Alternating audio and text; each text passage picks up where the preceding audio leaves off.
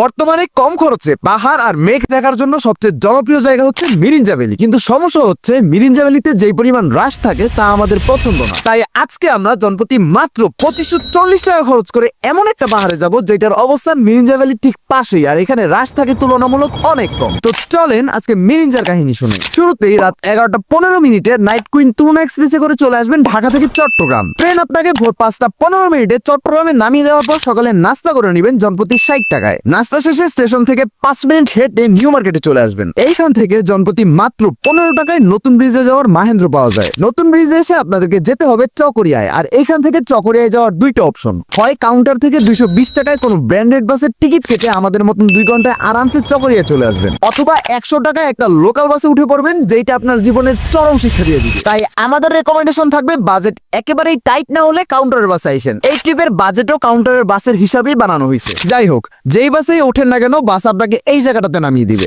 এইখানেই আপনি লামা আলীকদম যাওয়ার জিপ স্ট্যান্ড পেয়ে যাবেন। জিপে ওঠার আগে অবশ্যই নিজের এনআইডি কার্ড অথবা বার্থ সার্টিফিকেটের ফটোকপি করে নেবেন। এইটা জমা না দিলে আপনাকে চেকপোস্ট ক্রস করতে দিবে না। ফটোকপি করে জনপ্রতি 110 টাকায় জিপের টিকিট কেটে নেবেন, আর ড্রাইভারকে বলে রাখবেন আপনাকে যেন পশ্চিম লাইনজিরিতে নামায় দেয়। প্রায় 40 মিনিট আঁকাবাঁকা পাহাড়ি পথে এনজয় করে আপনি দেখবেন যে মিরিঞ্জা ভ্যালি ক্রস করতেছেন। এই জায়গায় একটু অ্যালার্ট হয়ে যাবেন, কারণ আপনি একটু পরেই এই মোড়টাতে নেমে যাবেন। আর এই মোড়েই আমাদের আজকের রিসর্ট মিরিঞ্জা রিসর্টের ব্যানার লাগানো আছে। এখানে নেমে ফার্স্টে এই দোকানগুলো থেকে প্রয়োজনীয় ডিভাইসগুলো চার্জ করে নেবেন, কারণ আগামীকাল সকাল পর্যন্ত আপনি থাকবেন ইলেকট্রিসিটি কভারেজের বাইরে। এখানে সব কাজ হয়ে গেলে এই রাস্তাটা ধরে পাহাড়ে ওঠা শুরু করবেন। মাত্র 12 থেকে 15 মিনিট হাঁটলেই চলে আসবেন, বাট এই সামান্য রাস্তাতেই অনেকেই কাইট হয়ে যায়। বাট আমার কথা হচ্ছে এইটুকু উপরে ওঠার ক্ষমতা না থাকলে পাহাড় আসলে আপনার জন্য না। যাই হোক, উপরে এসে দেখতে পাবেন সম্পূর্ণ পাহাড়ের রিসোর্ট আছে এই একটাই। এর জন্যই এই জায়গাতে রাশ থাকে তুলনামূলক অনেক কম। এই রিসোর্টে জুমঘর আছে টোটাল 6টা, যেগুলোর প্রাইস স্টার্ট হয় 2000 টাকা থেকে। থাকতে পারবেন মিনিমাম 12 জন।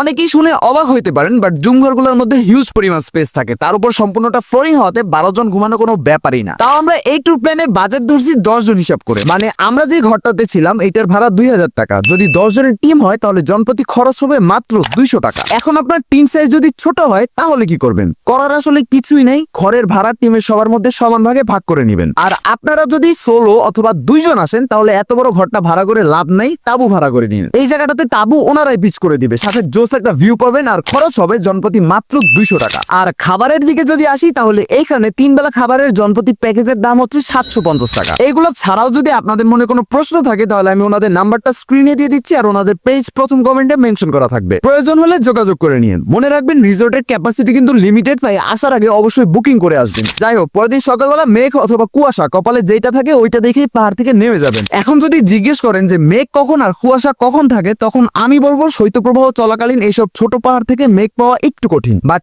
নর্মাল সময়ে বেশ ভালো পরিমাণ মেঘ থাকে। তো পাহাড় থেকে নেমে আগে দেখানো পথে চলে আসবেন চট্টগ্রাম স্টেশন। এইখান থেকে জনপ্রতি 450 টাকায় বিকেল 4:45 শহর বাংলা এক্সপ্রেসে করে চলে আসবেন ঢাকায়। এই হিসাবে এই ট্যুরে জনপ্রতি খরচ হবে 2540 টাকার আশেপাশে। তাছাড়াও টিম সাইজ অনুযায়ী আপনাদের খরচ আপনারা নিজেরাই বের করে নিতে পারবেন। বাকি ভাইদেরকে ফলো করে দেন, ভবিষ্যতে ট্যুর প্ল্যান করতে আপনারই কাজে লাগবে। ধন্যবাদ।